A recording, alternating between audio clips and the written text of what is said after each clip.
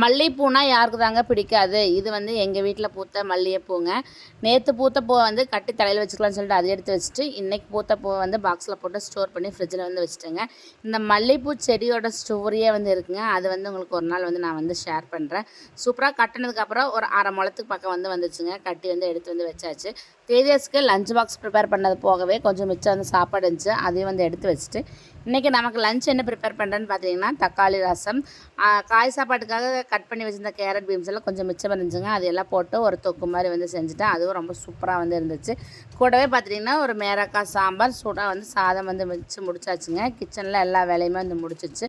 நாளைக்கு செவ்வாய்க்கிழமை முருகன் கோயிலுக்கு போகணுன்னு சொல்லிட்டு வீடெல்லாம் வந்து க்ளீன் பண்ணலான்னு சொல்லிட்டு மாப் வந்து போட்டு விட்டாச்சுங்க. சூப்பராக மாப்பெல்லாம் போட்டுட்டு நானும் வந்து ரெஃப்ரெஷ் ஆகிட்டு வந்து வந்தாச்சு.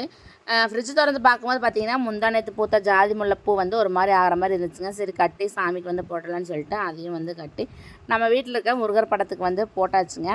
மல்லிகைப்பூ பார்த்தீங்க அப்படின்னா கொஞ்சம் வைக்கிறதாங்க எனக்கு வந்து பிடிக்கும். இந்த 1 முழம் 2 முழம் வைக்கிறதெல்லாம் பிடிக்காது. அரை முழம் இல்லைன்னா கொஞ்சோண்டு வச்சா பூ வந்து வைக்கணும், அவ்வளோதாங்க. அந்த மாதிரி இருந்தால் தான் எனக்கு ரொம்பவே வந்து பிடிக்கும். நீங்களாம் எந்த கேட்டகரின்னு சொல்லிட்டு என்கிட்ட வந்து ஷேர் பண்ணுங்கள்.